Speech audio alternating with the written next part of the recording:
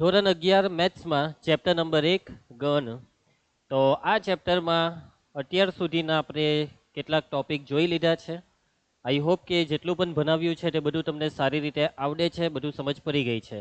આપણે શરૂઆત કરીશું આજના લેક્ચરમાં લાસ્ટ ટોપિકના રિવિઝનથી. અને લાસ્ટ ટોપિક એટલે ખૂબ જ અગત્યનો ટોપિક જે કયો હતો? ઉપગણ. બરાબર છે? તો આ ચાલો આપણે ઉપગણનું રિવિઝન કરીએ. કયો ટોપિક હતો? ઉપગણ. તો એ ને બી નો ઉપગણ ક્યારે કહેવાય? કે જ્યારે એના બધા જ ઘટક બીમાં હોય. જો એના બધા જ ઘટક બીમાં હોય તો એ ને બી નો ઉપગણ કહેવાય. ઇંગ્લિશમાં બોલાય સબસેટ. આ છે નિશાની એ સબસેટ બી. એ સબસેટ બી નો મતલબ એના બધા જ બીમાં છે, પરંતુ બીના બધા જ ઘટક એમાં હોય તે જરૂરી નથી. બરાબર છે? પછી આપણે એક નિશાની જોઈ હતી. કઈ નિશાની? શું બોલાય આને? ઇમ્પ્લાઇઝ, પ્રેરણ. બરાબર છે? ઇમ્પ્લાઇઝ. ઇમ્પ્લાઇઝ નો મતલબ જો તો. ઇમ્પ્લાઇઝ નો મતલબ જો તો. એના પછી બીજી એક નિશાની જોઈ હતી. કઈ હતી? Double implies. અને આનો મતલબ શું? જો તો અને તો જ. ડબલ ઇમ્પ્લાઇઝ નો મતલબ જો તો અને તો જ. અને ડબલ ઇમ્પ્લાઇઝમાં એકની બે વસ્તુ છે, લેફ્ટ ટુ રાઈટ પણ અને રાઈટ ટુ લેફ્ટ પણ. જો વરસાદ પડે તો રસ્તા ભીના થાય.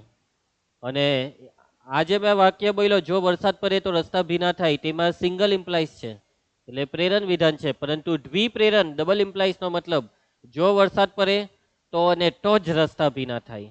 એટલે આ એક વાક્યમાં બે વાક્ય છે. પહેલું છે જો વરસાદ પડે તો રસ્તા ભીના થાય, ને બીજું વાક્ય જો રસ્તા ભીના થયા છે તો વરસાદ પડ્યો હોય. સમજ પડી તમને વાતમાં? ઓકે, ચાલો. એના પછી તમે હજી એક વસ્તુ શીખેલા, ખાલી ગણ એ દરેક ગણનો ઉપગણ છે. ખાલી ગણનો મતલબ જેમાં એક પણ ઘટક નથી. ખાલી ગણ દરેક ગણનો ઉપગણ છે. અને દરેક ગણ પોતે પોતાનો ઉપગણ છે. ખાલી ગણ દરેક ગણનો ઉપગણ છે અને દરેક ગણ પોતે પોતાનો ઉપગણ છે. યાદ આવી ગયું તમને આ વસ્તુ?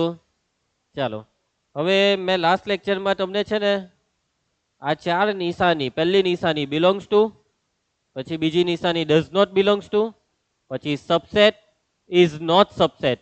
આ ચાર વિશે તમને કીધેલું હતું કે આ ચાર હાથે રમવાનું આવશે. બરાબર? આ બિલોંગ્સ ટુ ની નિશાની ક્યારે આવે? ઘટક અને ગણ વચ્ચે. બિલોંગ્સ ટુ ની નિશાની અને ડઝ નોટ બિલોંગ્સ ટુ ની નિશાની ક્યારે આવે? ઘટક અને ગણ વચ્ચે. અને આ બે નિશાની ક્યારે આવે? હંમેશા બે ગણ વચ્ચે. હવે ઘણી વખત શું થાય ખબર કીર્તન?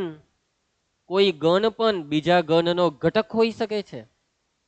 કોઈ ગણ પણ બીજા ગણનો ઘટક હોઈ શકે છે. એટલે કે બે ગણ વચ્ચે પણ આવી બિલોંગ્સ ટુ ની નિશાની આવી શકે છે. સમજ પડે છે વાતમાં? ચાલો આપણે હવે આ વસ્તુને એકદમ ડિટેલમાં એક્ઝામ્પલ દ્વારા પાછી સમજીએ.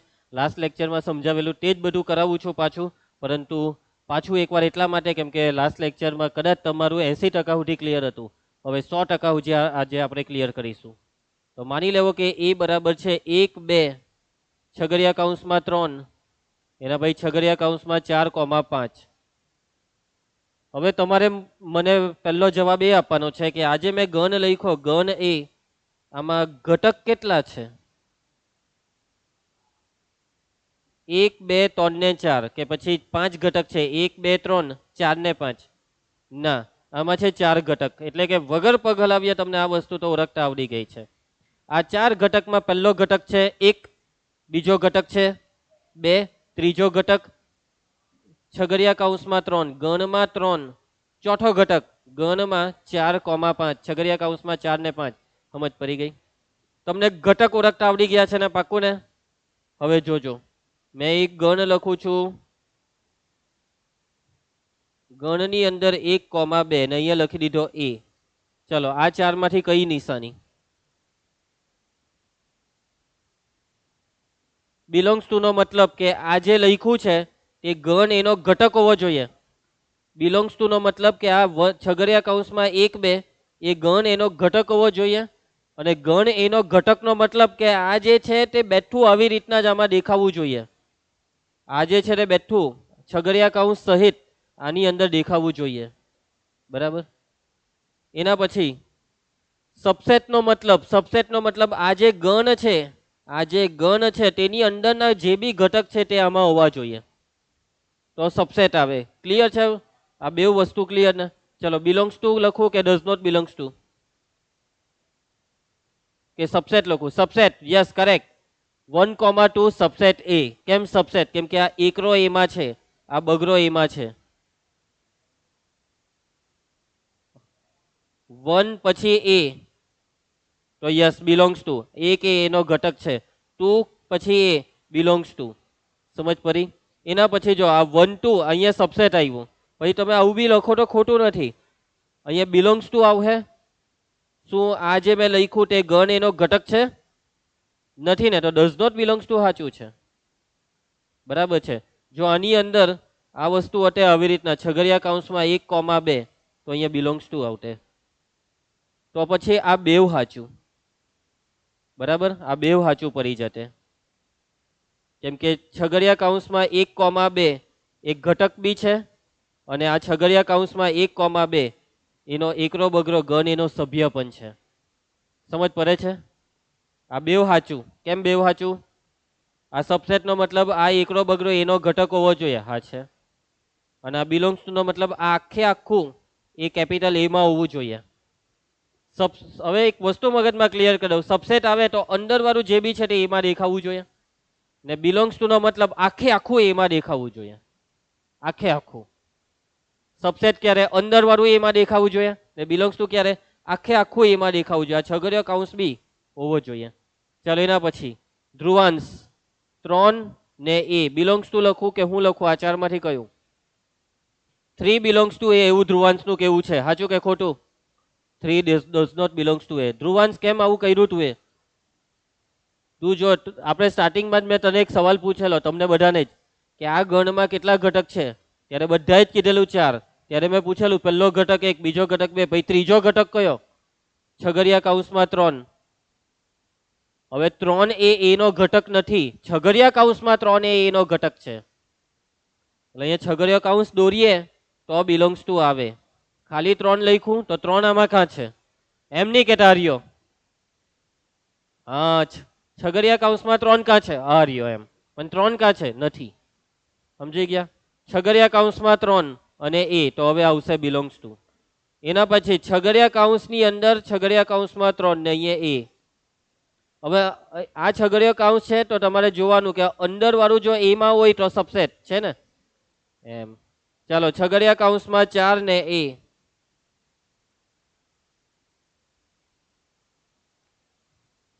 જો આર્યુ આ જે છે તે એનો ઘટકમાં તો નથી એટલે does not belongs to. Subset વાળું હું? સબસેટ નું હું? સબસેટ છે હા કે ના? બરાબર. જોવો આ જે 4 છે ને તે આમાં ઘટક તરીકે હોવો જોઈએ એટલે સબસેટ બી નથી. સબસેટ બી નથી. આ બેવ જવાબ સાચા. સભ્ય તરીકે બી એમાં નથી અને ગણનો ઘટક બી એમાં નથી. ક્લિયર છે? ચલો આનું શું કેવું તમારું?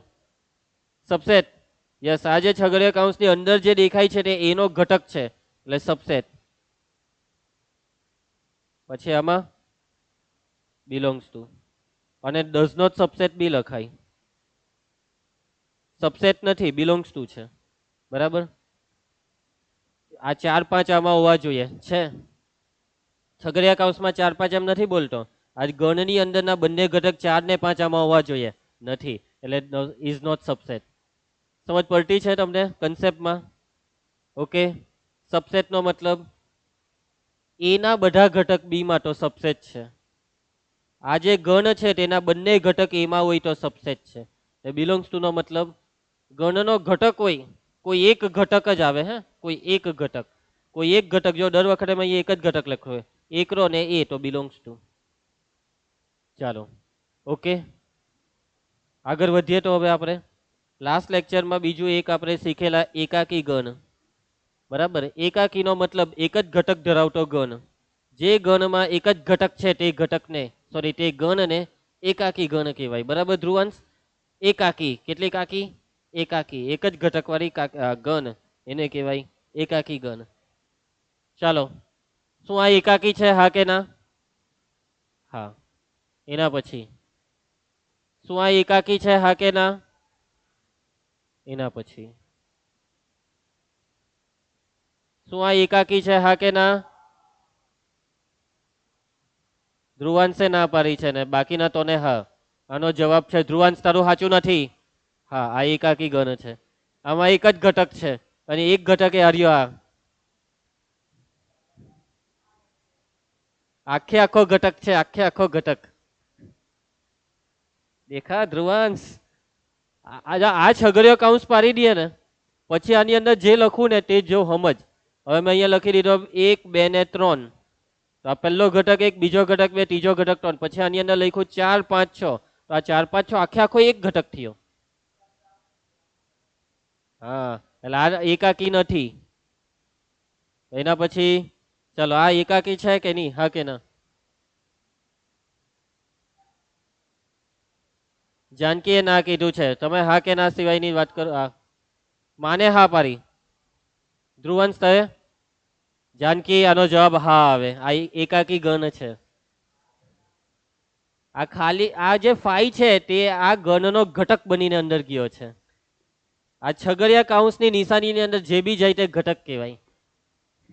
ભલે આ 5 પાસે કઈ નથી પણ 5 પોતે કોઈ નાતા ગયો એટલે ઘટક બનીને ગયો એમ. સમજી ગયા? એટલે એકાકી ગણ છે. ધ્રુવાંશ, ચાલ ધ્રુવાંશ એમ કે સર એક સવાલ પૂછી લેવો. ચાલ, આ એકાકી ગણ છે, હા કે ના?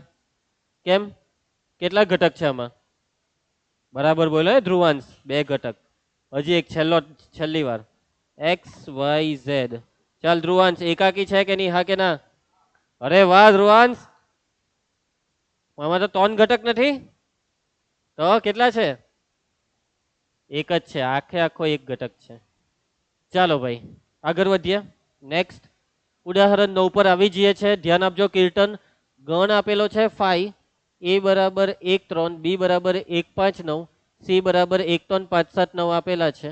નીચે દર્શાવેલી દરેક ગણની જોડી વચ્ચેની આ સંજ્ઞા લખો. ચાલો ભાઈ, ચાલો ભાઈ, આ બેની વચ્ચે શું 5 સબસેટ બી કહેવાય? આ બેમાંથી કયું મૂકું?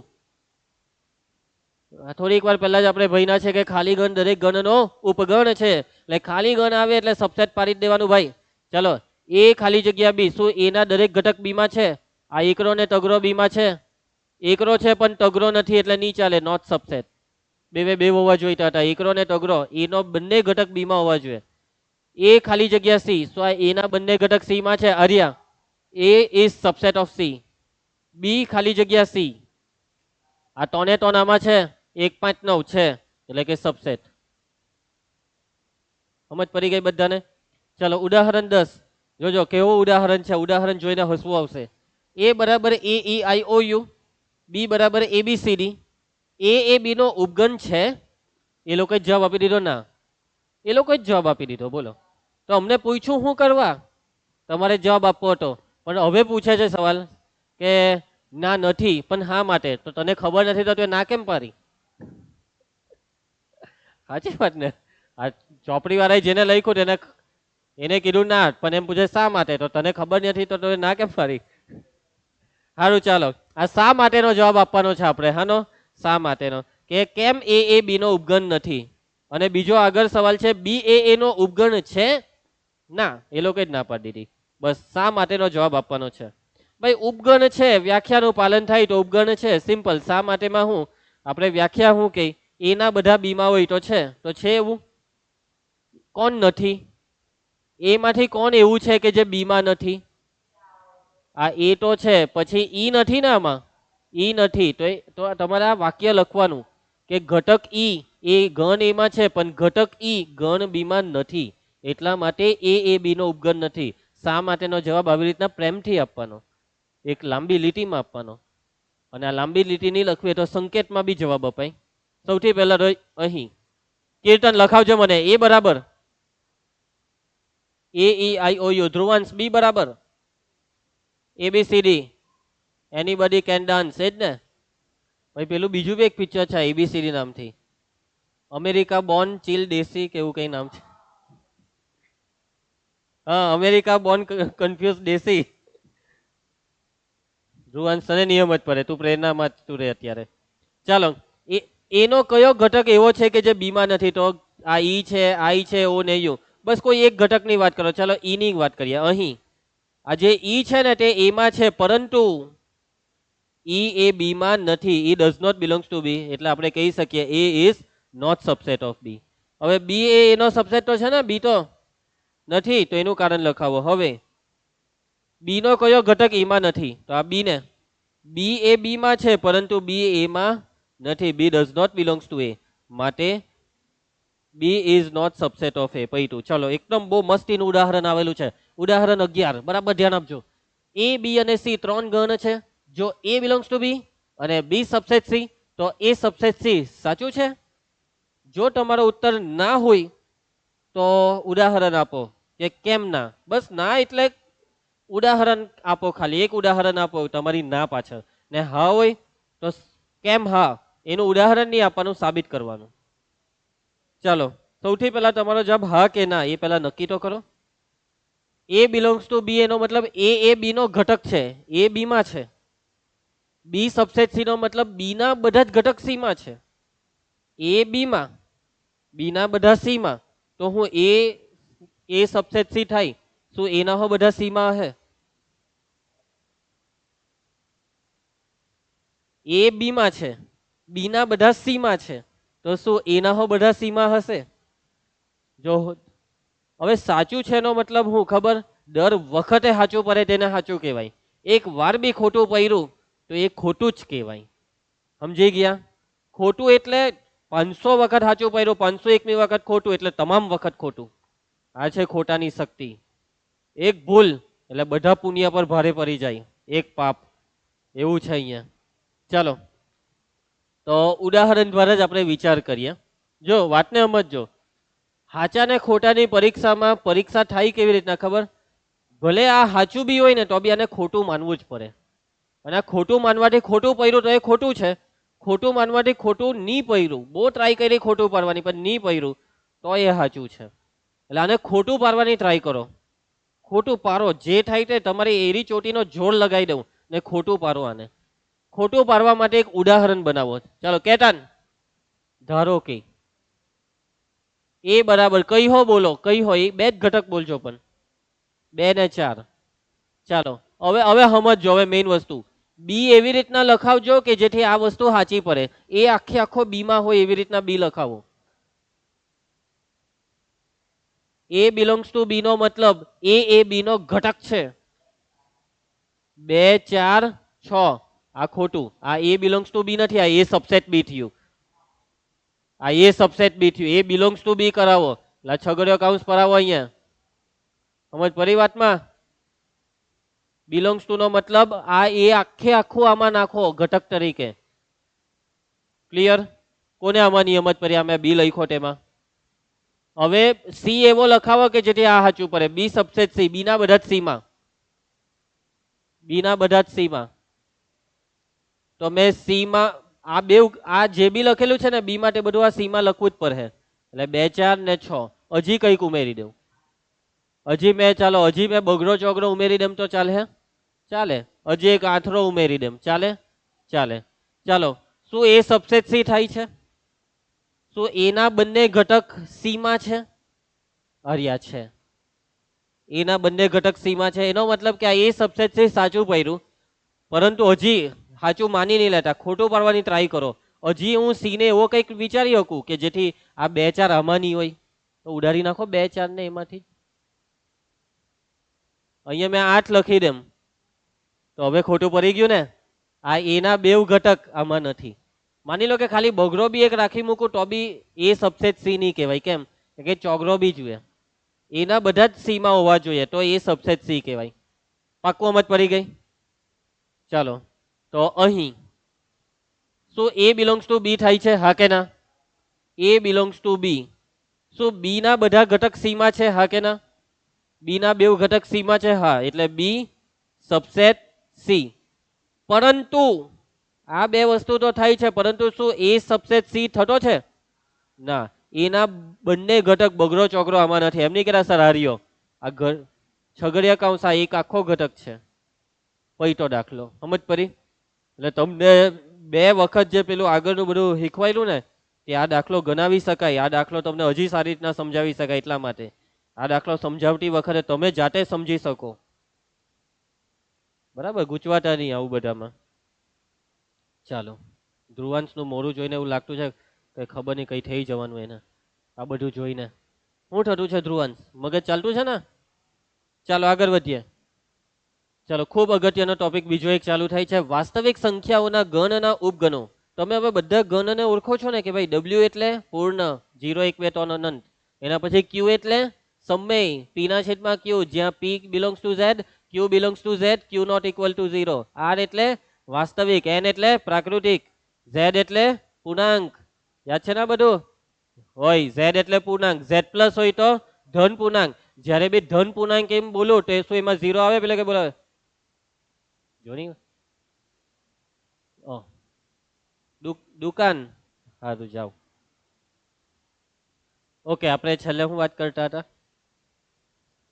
ઓકે, z પ્લસ એમ કહીએ તો એનો મતલબ ધન પૂર્ણાંક, અને ધન પૂર્ણાંકમાં 0 આવે ના, ઋણ પૂર્ણાંકમાં 0 આવે ના, 0 એ નથી ધન નથી ઋણ, આ યાદ રાખજો. ચાલો હવે જુઓ, અત્યારે બધાનો બાપ છે વાસ્તવિક સંખ્યાઓનો ઘન r. r માં બધી વાસ્તવિક સંખ્યા છે, અને વાસ્તવિક સંખ્યામાં બધી જ આવી ગઈ, પ્રાકૃતિક બી આવી ગઈ, પૂર્ણ બી આવી ગઈ, પૂર્ણાંક બી આવી ગઈ, સમય બી આવી ગઈ ને અસમય બી આવી ગઈ. હવે જોજો કોણ કોનામાં આવી જાય તે ખાલી કહેજો. પ્રાકૃતિક કોનામાં આવી ગઈ? પૂર્ણમાં. એનો મતલબ કે n સબસેટ w. હવે n અને w બેવ હામાં આવી ગયા? z માં, પૂર્ણાંકમાં. આ ટોને ટોન હામાં આવી ગયા? સમય સંખ્યાના ઘન q માં. અને આ ચારે ચાર હામાં આવી ગયા? વાસ્તવિક સંખ્યાના ઘન r માં. એટલે કે આ બધા જ r ના શું છે? ઉપગણ છે. આ ટોને ટોન q ના શું છે? ઉપગણ છે. આ બેવ એ z ના, q ના અને r ના શું છે? ઉપગણ. સમજ પડી ગઈ વાતમાં? શું q એ z નો ઉપગણ છે? ના, ઊંધું નહીં, એ અધિગણ કહેવાય. ઊંધું જાય તો અઢી, સીધું જાય તો નહીં, ઉપગણ, ને રિવર્સ જાય તો અધિગણ. ઉચિત ઉપગણ યાદ છે ને? ઉચિત ઉપગણ. ઉચિત નો મતલબ a બરાબર b, એ સબસેટ b માં a અને b હરખા નહીં હોવા જોઈએ, તો a ને b નો ઉચિત ઉપગણ કહેવાય. બરાબર છે કીર્તન? ચાલ. અને અસમય સંખ્યાનો ગણ તો બિચારો આમાં આવ્યો જ નહીં, પરંતુ અસમય સંખ્યાનો ગણ ટી સબસેટ r, એવું તો લખી શકાય ને? ઓકે, હવે જો, હવે વાતને સમજજો. અહીંયા હવે નવો એના પછીનો ટોપિક છે r ના ઉપગણો તરીકે અંતરાલ. બરાબર, r ના ઉપગણો તરીકે અંતરાલ. આપણે અંતરાલને સમજવાનું છે ધ્રુવાંશ. તારી સ્કૂલમાં આજે ચેપ્ટર પતી ગયું એટલે તને તો આવડતું જ હશે, પણ બીજાને ધ્યાન આપવા છે. આવડે છે ને અંતરાલ એટલે? ચાલો, તમારે તો ચાલી ગયું ને, એટલે તમને કદાચ અંતરાલ વિષય ખબર હશે. ચાલો સમજીએ, બહુ અગત્યનો topic. Kirtan, this topic is very important, very very very much important. Okay okay, ચાલો.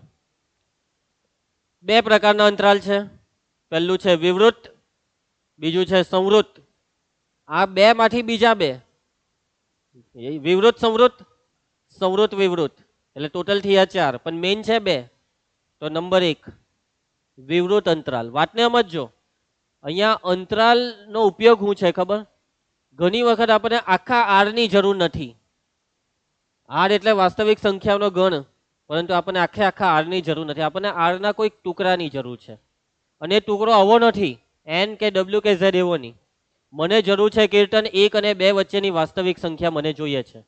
તો 1 અને 2 વચ્ચેની વાસ્તવિક સંખ્યાનો ગણ કયો? એનું કોઈ નામ નથી. અત્યાર સુધી એ લોન્ચ નથી થયો. 1 અને 2 વચ્ચેની વાસ્તવિક સંખ્યાઓના ગણને લખવું હોય તો યાદી તો બને નહીં, કેમ કે વાસ્તવિકની કોઈ યાદી નહીં બને. ગુણધર્મ તો બને ને? ગુણધર્મ બને, ગુણધર્મ બધાનો જ બને. તો તમે કોઈ હો બોલો એનો ગુણધર્મ બને. તો 1 અને 2 વચ્ચેની વાસ્તવિક સંખ્યાને ગુણધર્મની રીતે શું લખાય? 1 અને 2 વચ્ચેની વાસ્તવિક સંખ્યાને x, જ્યાં x બિલોંગ્સ ટુ r, અને x એ 1 અને 2 ની વચ્ચે છે, 1 less than x less than 2. આ સમજ પડી? એટલે આનો મતલબ હું આ ગણ કેવા હું માંગે છે કે x એ વાસ્તવિક છે અને 1 અને 2 ની વચ્ચે છે. એટલે આ ગણ કેવા માંગે છે કે ભાઈ 1 અને 2 વચ્ચેની વાસ્તવિક સંખ્યાઓ. પરંતુ આ વસ્તુને હજી ટૂંકમાં લખાય અંતરાલની મદદથી. આ વસ્તુને હજી ટૂંકમાં લખાય અંતરાલની મદદથી. તો પહેલા આપણે જોવાના વિવૃત અંતરાલ, અને આ જે વિવૃત અંતરાલ છે તેને આવી રીતના લખાય. એક સાદો કાઉન્સ આપવાનો છે, એની અંદર a અને b લખવાના છે આ રીતના. આ જે સાદો કાઉન્સ છે તે અંતરાલ દર્શાવે છે અને કયો અંતરાલ દર્શાવે છે? વિવૃત અંતરાલ. હવે આ વિવૃત અંતરાલ ને વિવૃત અંતરાલ બોલતા નહીં, પણ ઇંગ્લિશમાં બોલજો ઓપન ઇન્ટરવલ. હું બોલજો? Open interval. ગુજરાતીમાં મજા જ નહીં આવે. તો આ છે open interval A to B. Open interval A to B. બીજી રીતના બી બોલાય open A to open B. Open A to open B. Open interval A to B. હવે જોજો, અંતરાલ કોઈ બી લખો તેમાં પહેલા નાની સંખ્યા ને પછી મોટી સંખ્યા. પહેલા નાની પછી મોટી. ક્લિયર છે બધાને? હંમેશા.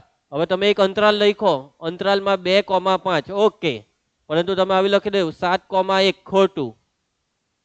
પહેલા નાની સંખ્યા પછી મોટી સંખ્યા. તમારા મનમાં એક સવાલ થયો હશે, કયો ખબર? સર બે સંખ્યા સરખી લખાય?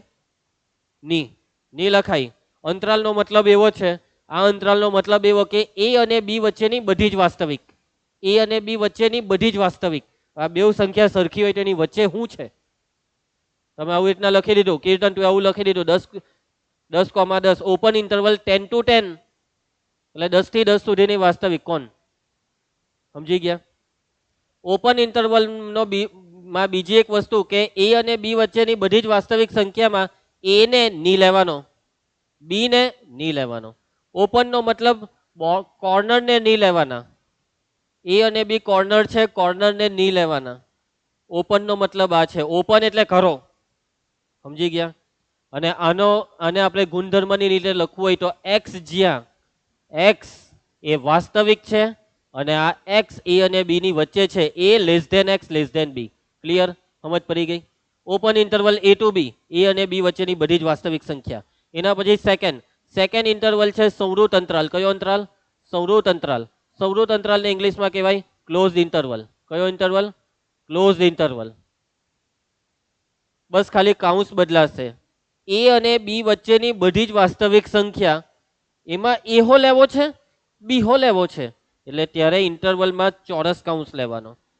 અને કહેવાય સંવૃત અંતરાલ એ ટુ બી, સંવૃત અંતરાલ એ થી બી, સંવૃત એ થી સંવૃત બી. બસ ઇંગ્લિશમાં જ બોલજો હવે. Closed interval A to B, closed A two closed બી. છેલ્લું બે માંથી એક બોલવાનું. ક્લોઝડ ઇન્ટરવલ એ ટુ બી અથવા ક્લોઝડ એ ટુ ક્લોઝડ બી. ચાલો, અને આનો મતલબ શું? એવા એક્સ કે જે વાસ્તવિક છે અને એ અને બી ની વચ્ચે છે, એ અને બી સહિત, A less or equal to x less or equal to B. અંતરાલમાં વચ્ચેની સંખ્યા તો આવે જ, પરંતુ આ ઓપન ક્લોઝમાં ઓપનનો મતલબ બોર્ડર પર જે હોય તેને નહીં લેવાનું, અને ક્લોઝનો મતલબ બોર્ડર પર જે એ અને બી છે તેને લેવાની. ક્લોઝ ઇન્ટરવલ 3 to 5 નો મતલબ 3 અને 5 વચ્ચેની બધી જ વાસ્તવિક સંખ્યા 3 અને 5 સહિત 3 અને 5 ને બી લેવાના. અન્ડરસ્ટુડ? ચાલો, એના પછી નંબર 3. હવે બસ મેઇન વસ્તુ સમજાવાઈ ગઈ. હવે બે અંતરાલનું મિક્સ કર્યું. બરાબર? શું કર્યું? મિક્સ પ્રજાતિ. વિવૃત સંવૃત અંતરાલ. અને એનું ઇંગ્લિશ શું થશે? કીર્તન તું બોલજે. Open closed interval. એટલે પહેલા ઓપન ને પછી અહીંયા closed A to B. Open closed A to B, open closed interval A to બી, અથવા બોલાય ઓપન એ ટુ ક્લોઝડ બી. બે માંથી કોઈ એક બોલવાનું. Open close interval A to બી અથવા ઓપન એ ટુ ક્લોઝડ બી. હવે આનો મતલબ તમે સમજી ગયા ને? એવી વાસ્તવિક સંખ્યા, એવા એક્સ કે જે વાસ્તવિક છે, એ અને બી ની વચ્ચે છે, પરંતુ એ લેસ ધેન એક્સ, બી ને લેવાનો લેસ ઓર ઇક્વલ ટુ બી. જ્યાં ચોરસ કાઉન્સ આવે તે સંખ્યા લેવાની. એના પછી નંબર 4,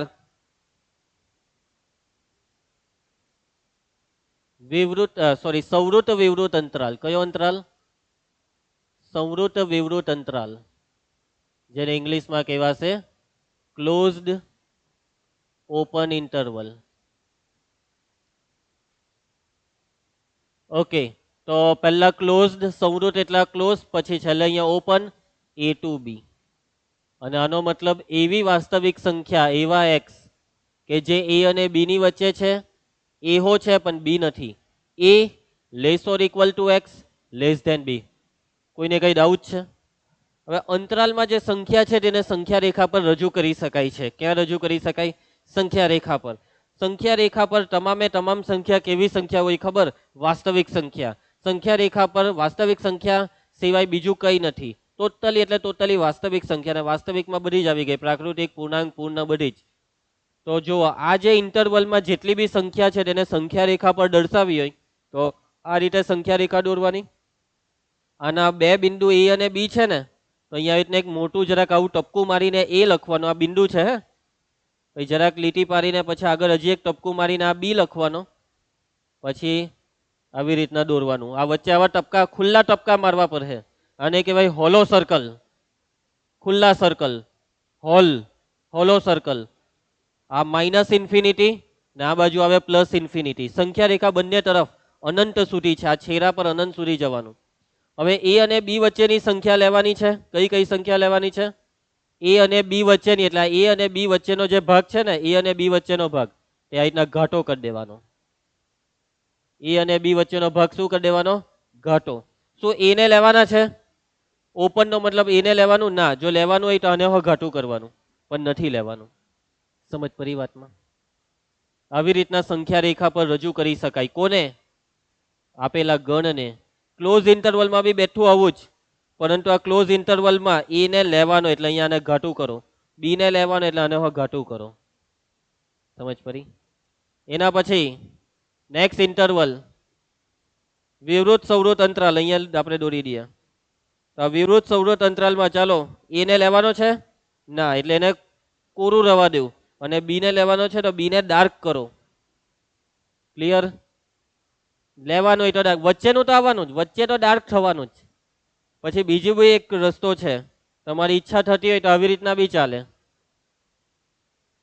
આ જે પહેલું છે ને તેમાં તમે આવી રીતના દોરી દીધું, આ એ લખી દીધો, આ બી લખી દીધો, અહીંયા ઇન્ફિનિટી ને અહીંયા માઇનસ ઇન્ફિનિટી. તો એ અને બી વચ્ચેની સંખ્યા લેવાની છે, તો આ વચ્ચેના ભાગમાં આવા કાપા મારી દઉં તો બી ચાલે. શું મારી દેવાના?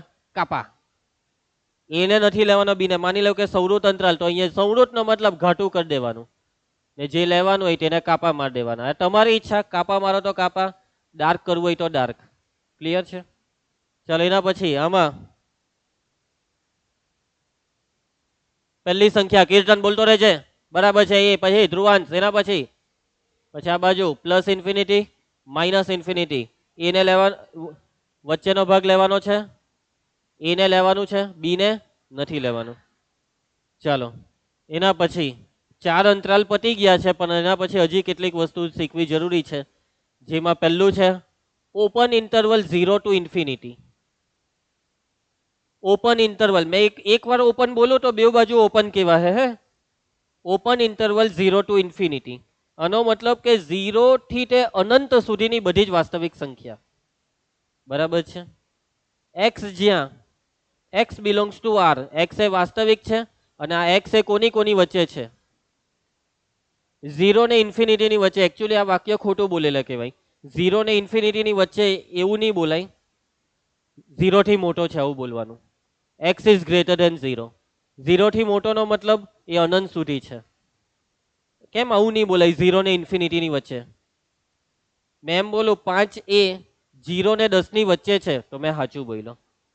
કેમ કે કોઈ બી સંખ્યા એ કોઈ બે સંખ્યાની વચ્ચે હોય, પરંતુ મેં આવું બોલું કે આ જે x છે તે 0 ને ઇન્ફિનિટી ની વચ્ચે છે, તેમાં લોચો એ છે કે ઇન્ફિનિટી એક સંકેત છે, સંખ્યા નથી. ઇન્ફિનિટી નો સંકેત એવું કહે કે અનંત સુધી જાઓ. ઇન્ફિનિટી એટલે કઈ સંખ્યા કીર્તન? સંખ્યા જ નથી. ઇન્ફિનિટી એ સંખ્યા નથી, ઇન્ફિનિટી એ સંકેત છે. અને સંકેત એવું કહે છે કે જા તું, ભાગ, હજી અટકતો નહીં કશે, ઉભો રહ્યો તો પૂછવાડામાં આગ લગાવી દઈશ, પણ જા તું, અનંત સુધી જવાનું છે. ક્યાં સુધી જવાનું છે? અનંત સુધી. એટલે યાદ રાખજો કીર્તન, ધ્રુવાંશ, યાદ રાખજો કે ઇન્ટરવલ લખીએ ને, ઇન્ટરવલ, ત્યારે ઇન્ફિનિટી પર કોઈ દિવસ ક્લોઝ ઇન્ટરવલ નહીં આવે. આ ખોટું. તમે આનો અહીંયા ક્લોઝ પાડી દીધો તો એનો મતલબ હું ખબર કે આ ઇન્ટરવલમાં ઇન્ફિનિટી છે. હવે ઇન્ટરવલ આવીને પૂછે ઇન્ફિનિટી એ કોણ? ઇન્ફિનિટી એ કઈ સંખ્યા? સમજી ગયા? એટલે આ એરર કહેવાય, આ અવ્યાખ્યાયિત. ઓપન જ આવે. ઓપન નો મતલબ ઇન્ફિનિટીને નથી લેવાનું, ને એમ બી ઇન્ફિનિટીને લેવા જઈએ તો સવાલ એ ઉભો થાય કે એ કઈ સંખ્યા? ઇન્ફિનિટી છે સંકેત અનંત સુધી જવાનો. હવે આને સંખ્યા રેખા પર આ 0. હવે અહીંયા બીજી કોઈ સંખ્યા મેં લખી નહીં. કેમ? કેમ કે એક જ સંખ્યા છે 0. પછી આ ઇન્ફિનિટી, આ માઇનસ ઇન્ફિનિટી. હવે મારે કયો ભાગ લેવાનો સંખ્યા રેખા પર? 0 થી મોટી તમામ, એટલે આ ભાગ. આ બી આમ કરવું પડે. અને બીજી વસ્તુ, આ 0 ને ડાર્ક કરું ના, કેમ કે 0 પર કયો ઇન્ટરવલ છે? ઓપન. આ અંતરાલને શું કહેવાય ખબર? આ જે મેં અંતરાલ લખેલો છે ને, આને કહેવાય ધન વાસ્તવિક સંખ્યાઓનો ગણ. શું લખેલો છે? આ ધન વાસ્તવિક સંખ્યાઓનો ગણ. એટલે આ શું છે? R plus. આર પ્લસ માં ધન વાસ્તવિક સંખ્યા આવે. એના પછી number 6, closed open interval 0 to infinity. Close 0 to open infinity. આમાં કેવા એક્સ છે? એવા એક્સ કે જે વાસ્તવિક છે, અને એવા એક્સ કે જે ભોંકો જલ્દી, એવા એક્સ કે જે 0 કે 0 થી મોટા છે. X greater or equal to 0. હવે 0 કે 0 કરતા મોટી તમામ વાસ્તવિક સંખ્યા, એને હું લખાય અહીંયા? આમાં કેવું ધન વાસ્તવિક લખ્યું, એવી રીતના અહીંયા હું લખું? ચલો જલ્દી વિચારીને મને કેવો. હે પૂર્ણ? પૂર્ણ સંખ્યા ભાઈ, વાસ્તવિક પૂર્ણમાં 0 પછી 1 આવે. 0 ને 1 વચ્ચેની ખાઈ ગયો તું બધી. 0 થી ઇન્ફિનિટી, 0 ને બી લેવાનું છે. જોવો, આમાં બધી ધન સંખ્યા છે, બધી જ ધન વાસ્તવિક સંખ્યા. 0 બી છે, હું નથી, ઋણ સંખ્યા નથી. બાર. અને ઋણ સંખ્યા નથી. કઈ સંખ્યા નથી? કઈ સંખ્યા નથી? ઋણ સંખ્યા નથી. તો જે સંખ્યા ઋણ નથી તેને શું કહેવાય? અનઋણ વાસ્તવિક સંખ્યાઓનો ગણ. ઋણ નથી એટલે અનઋણ. અનઋણમાં કઈ? અનઋણમાં બધી ધન ને 0 બી. મેં એમ બોલું ને ધન, તો એમાં 0 નથી, પણ મેં એમ બોલું અનઋણ, તો એમાં 0 છે.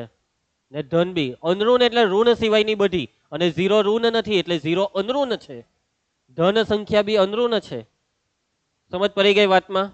એના પછી છેલ્લું 7મો ઇન્ટરવલ. 7મો જે ઇન્ટરવલ છે તે ઇન્ટરવલ છે open interval minus infinity to infinity. Kirtan યાદ રાખજે, ઇન્ફિનિટી પર કોઈ દિવસ ભૂલથી બી ક્લોઝ નહીં પરાઈ જાય. જો ઇન્ફિનિટીને ક્લોઝ કર્યું તો તું એ કર્યું મર્ડર મેથ્સનું, તારા પર હત્યાનો ગુનો લાગશે. ધ્રુવાંશ, પ્રેરણાને કઈ બી થઈ જાય તો ચાલે, પણ ઇન્ટરવલમાં મગજમારી નહીં જોઈએ, ઇન્ફિનિટી પર ક્લોઝ નહીં આવે. ચાલો બોલો. આનો મતલબ એક્સ જ્યાં એક્સ એ વાસ્તવિક છે, અને વાસ્તવિકમાં કાંથી કાં ઉઠી નહીં, બધી જ ભાઈ, બધી જ પૈટું. એટલે અહીંયા કઈ લખવાનું નહીં, છગડીયો કૌંસ પૂરો કરી દેવાનો. એટલે આ શું છે એવું ખબર? આ આર છે. બધી જ વાસ્તવિક સંખ્યા, એટલે આર ને જ આવું લખાય, open interval minus infinity to infinity. અને આને સંખ્યા રેખા પર કેવી રીતના દર્શાવાય? તો આને સંખ્યા રેખા પર દર્શાવવા માટે આખી સંખ્યા રેખા ઘાટી કરી દઉં. સમજ પડી ગઈ વાતમાં? બસ જેટલું બી ભણાવ્યું છે ઘરે ગઈને સમજીને આવજો. આવતીકાલે નોટમાં લખી કાઢજો. કઈ પણ તકલીફ છે ને છે ને હવે સીધા હરખા બેહવાનું કરો, વચ્ચે વચ્ચે ચૂચા ચીચું નહીં કરતા. હા, સ્થિર બેસવાનું કરો. કાલથી હવે છૂટા બેહારીશ તમને.